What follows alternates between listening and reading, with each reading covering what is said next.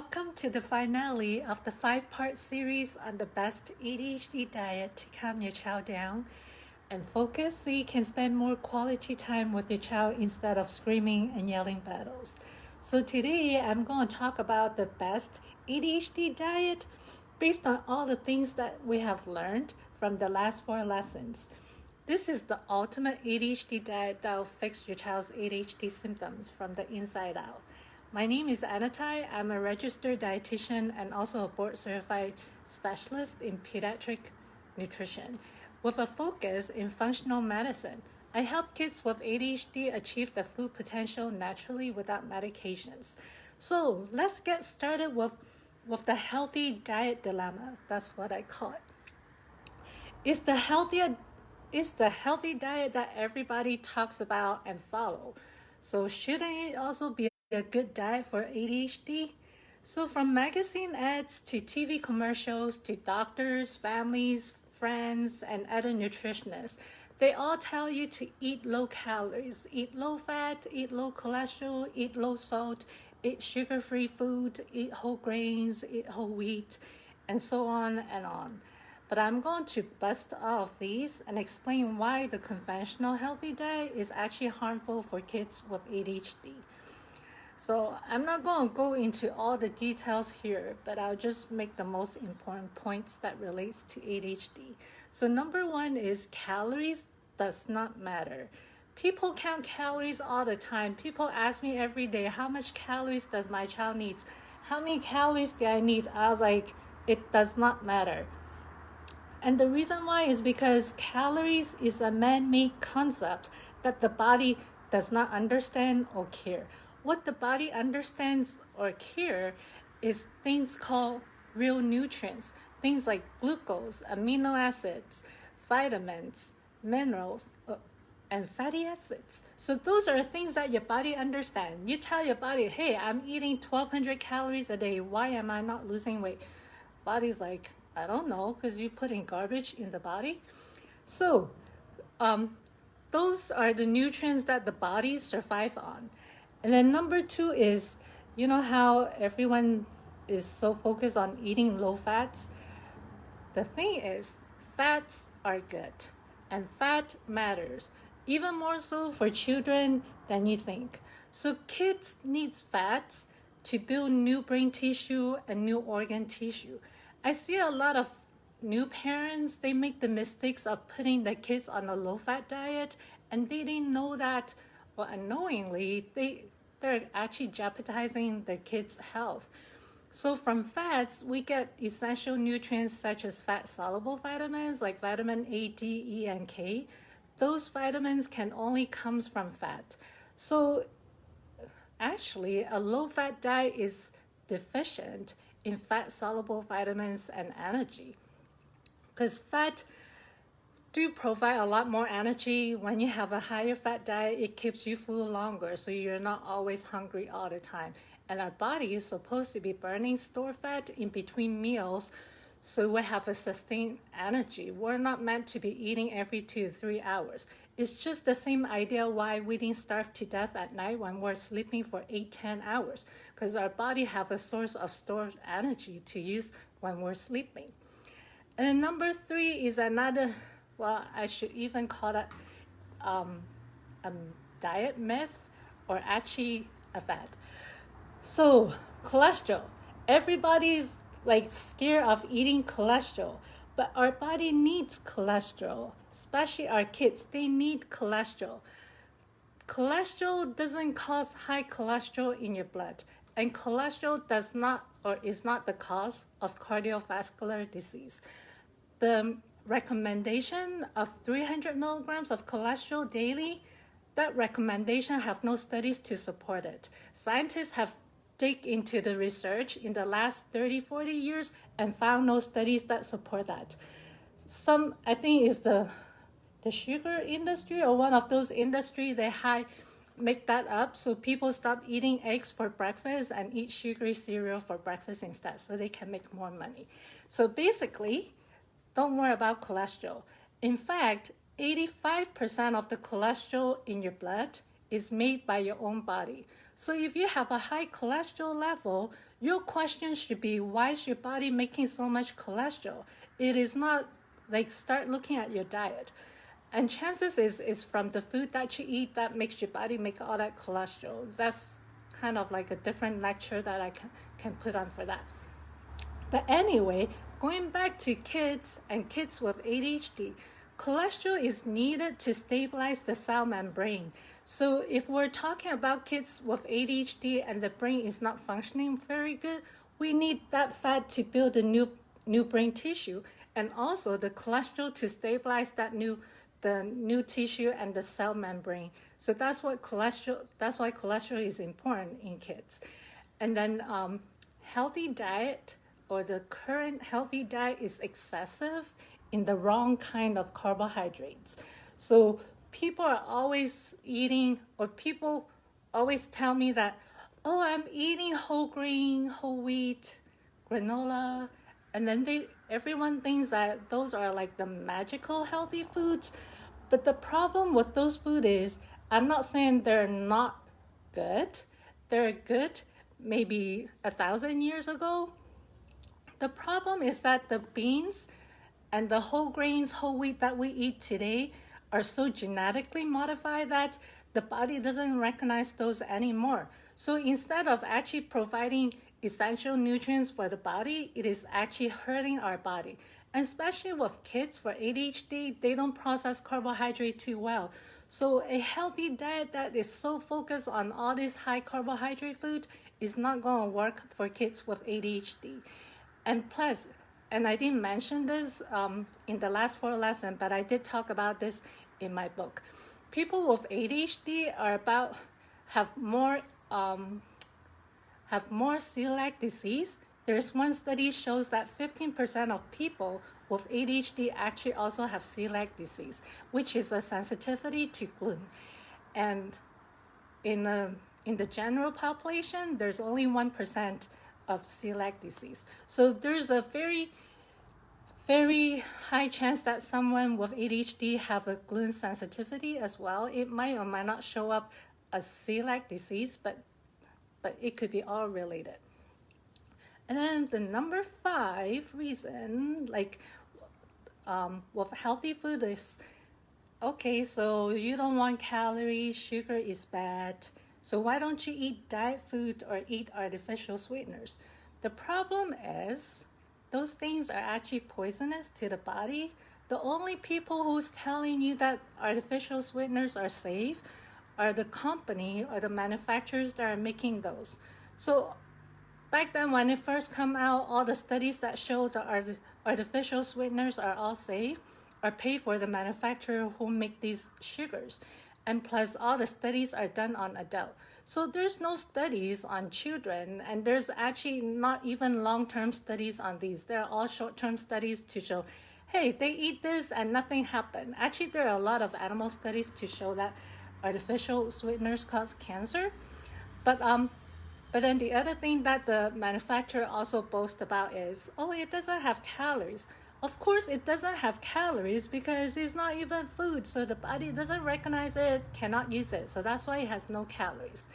So what the new studies is showing us today. So more recent studies actually is showing that these artificial sweeteners and fake sugars, even though they say have no calories, it doesn't quite act like sugar, it is still stimulating the same reward center in the brain, the one that we talk about, the dopamine reward center. So it's still causing the same sugar cravings and that sugar interaction with the ADHD brain. More studies is even showing that it's still the artificial sugar can cause insulin resistance and also obesity. So which are things that we, I think, talk about in the last lesson or 2 lessons before, how ADHD, people with ADHD tends to have more eating disorders and obesity. So eating fake sugar is not going to solve those problems. So let's go over what we learned, because I think what we're trying to accomplish today is what's the best ADHD diet. And we're not going to just say, oh yeah, just follow a healthy diet. We're going to do a diet that actually works for the ADHD brain. And that's the reason why I put out all these lessons. Like the first 4 lessons is to look at what's really going on inside the ADHD brain and the ADHD body. So from the lesson 1, we learn about the ADHD brain is smaller, is behind other children's brain by about 3 years. And it doesn't process sugar or carbohydrate very well. And there's also a lower brain chemical levels. So the diet strategies to kind of overcome all that will be a high fat food to boost catch up brain growth. Well, I'm a pediatric dietitian. I always focus on brain growth. And then low sugar and stable carbs to avoid sugar cravings, so you don't have a child screaming for food every hour, every 2 hours. And then high protein food to support brain chemicals production. So all the brain chemicals like the dopamine, serotonin, melatonin, all those, they all comes from protein. So we need to have a source to help the brain to make a little bit more. And then as the brain tissue kind of catch up growing, hopefully the brain will be more efficient in making its own brain chemicals. And then from lesson 2, we learned that the brain and the intestine, they talk to each other constantly. And the intestine actually makes a lot of the brain chemicals, but because it's imbalanced due to different kind of lifestyle choices, the intestine is feeding the brain the wrong signal. So that means we have to correct all that yeast and bacterial overgrowth. So the nutritional strategy or diet strategy for that will be a low sugar diet to starve off all the yeast and the bad bacteria, because those are the food that they like. And then a high fiber diet that feeds the good bacteria, because good bacteria likes fiber. And then also probiotic food and beverages like kombucha, and then and kefir drink. So those kind of things will also help to bring in a little bit more or boost the good bacteria level. And then of course digestive enzymes can also help to improve digestion. So we'll break down the food better, and then your child can absorb more nutrients and make things function better internally. And then other things to also try will be things like collagen protein. So that comes from things like organ meats. I know it sounds gross, but you can do a collagen protein supplement. So collagen is the connective tissue in our body. So it's really good in repairing and gluing things back together in the bodies. And it's really good for leaky gut. And then from lesson 3, we learned that kids with ADHD have many hidden food allergies or food intolerances. So specifically to casein and gluten. So the diet strategies for this will be an elimination diet to eliminate a lot of the common food allergens. So mostly any kind of dairy product, soy, greens, corn, eggs, and nuts. So you eliminate all of those food until you see improvements, and then you introduce one food back at a time. Some people, like some provider will say, okay, in the introduction phase or the challenge phase, they'll give you a list of food to go down.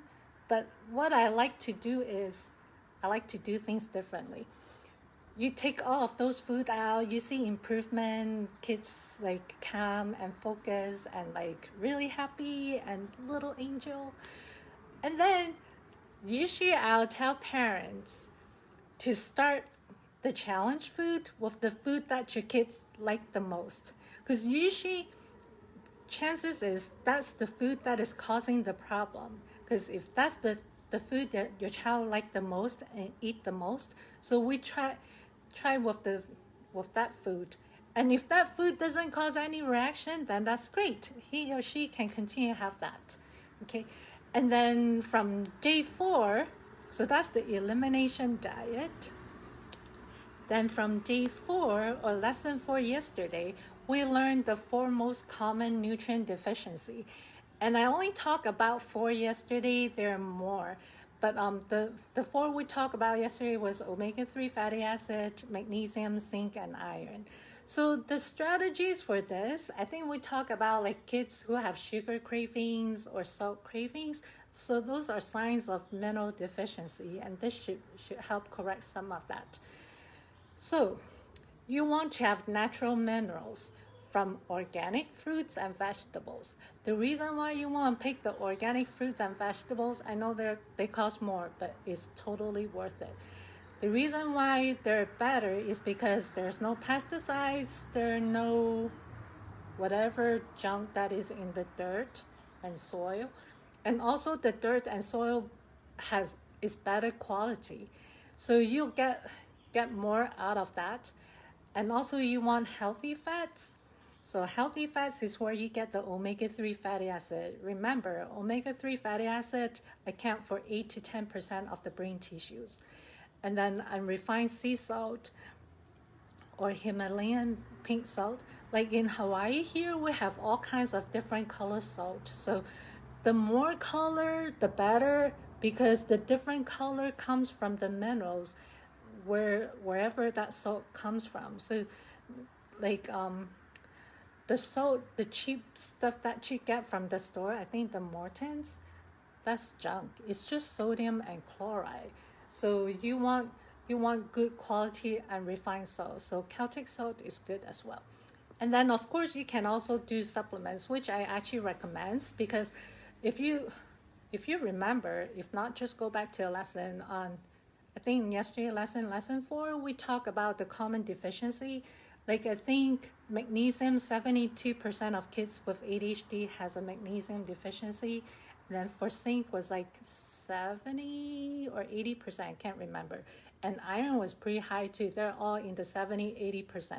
So those would be the ones that I start. But then again, I would not suggest starting iron unless you have a blood test to prove that your serum iron and the ferritin iron level is low.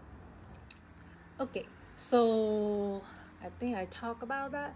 Okay, so based on what we know so far about all the possible causes of ADHD, so the best diet basically is to have real food that the body recognizes and can digest properly, free of toxic ingredients. I didn't talk about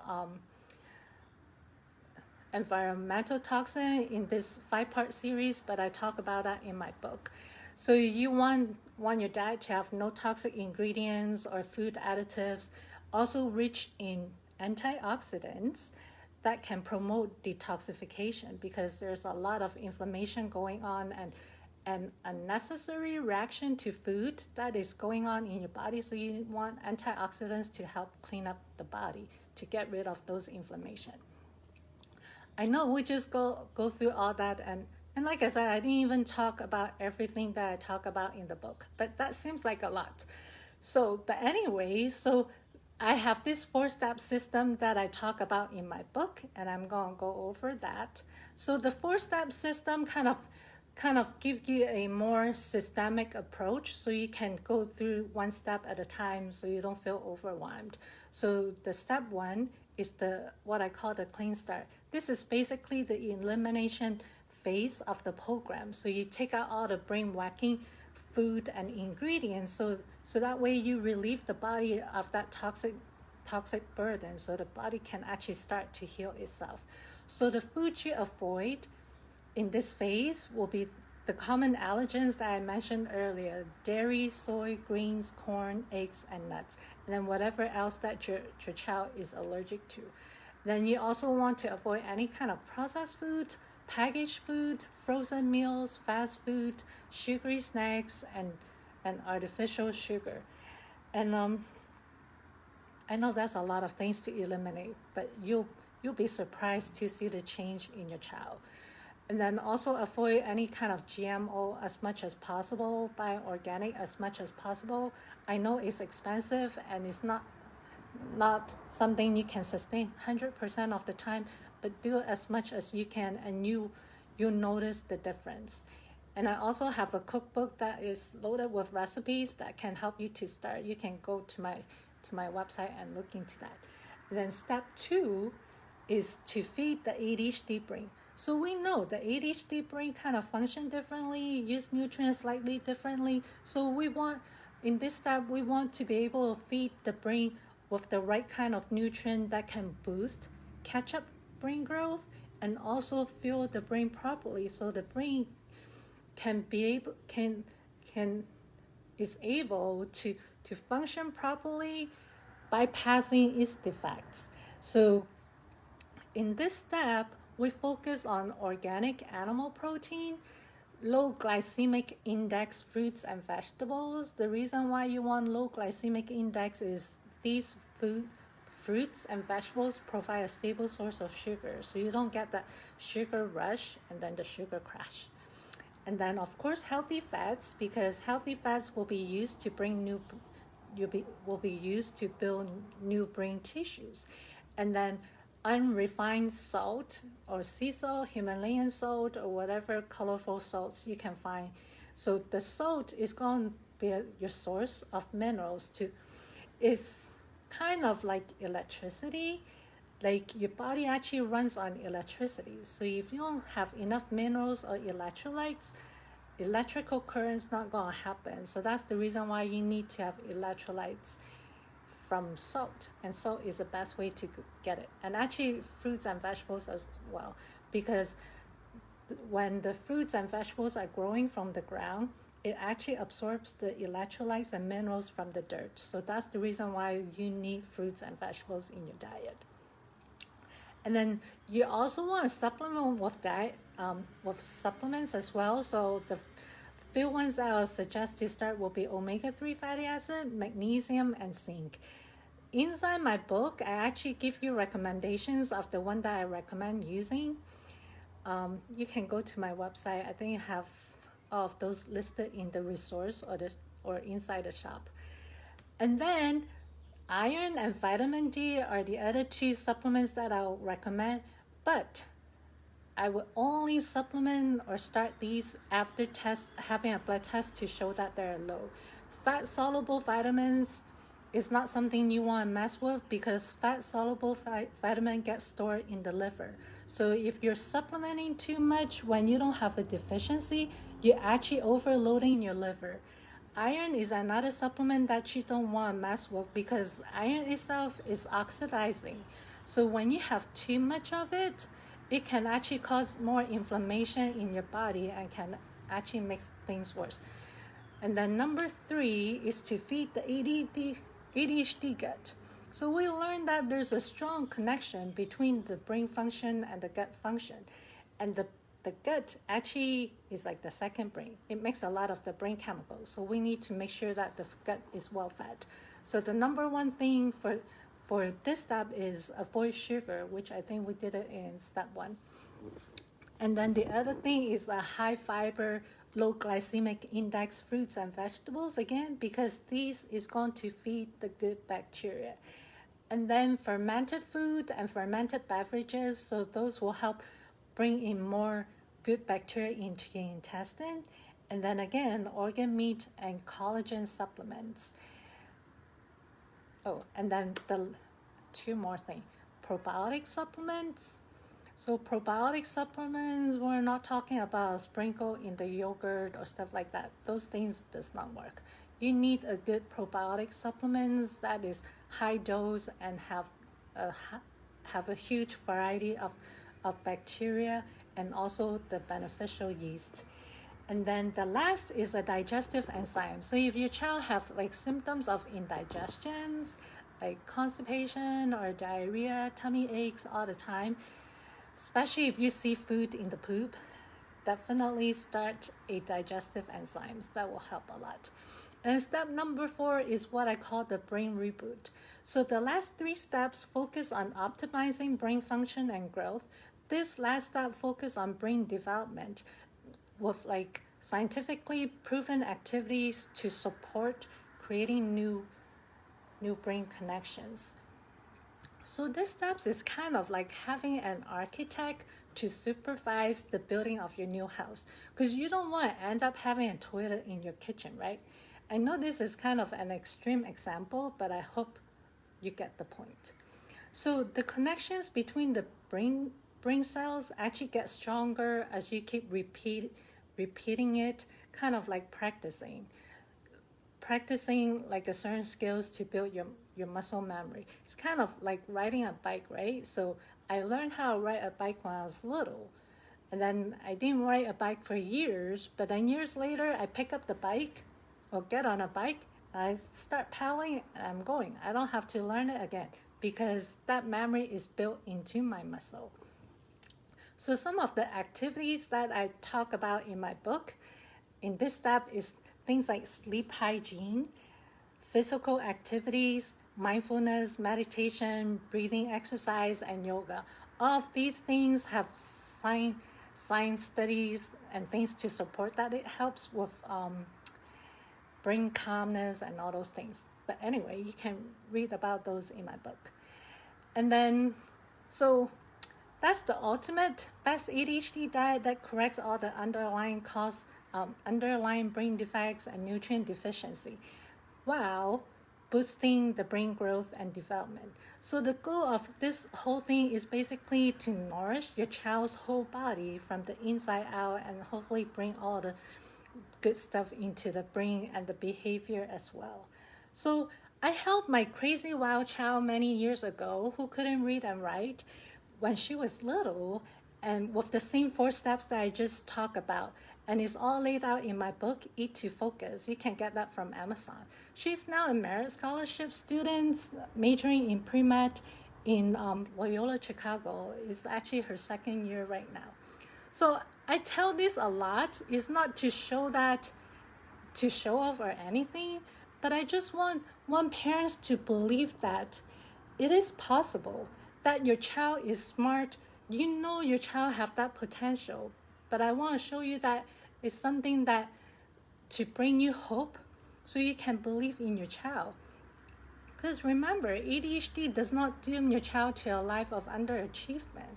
You know your child have everything inside to achieve that full potential, and your child just need one person to believe in him or her, and that is you.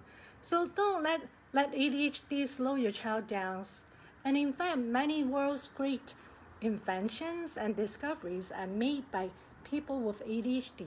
So we need your child's talent and let that show. Okay, so this is it for the 5-part Facebook Live series. So anyway, if you have any questions or comment, put it below in the comment sections, and don't forget to get your copy of my book, Eat to Focus, at Amazon.com, so you can start the same 4 steps that I just talked about. And inside the book, you'll get the complete list of all the foods to avoid, food to include every day, and all the supplements that you need to get started. This book might actually change your child's future too. Okay? Well, thanks for listening, and I'll see you soon. Bye.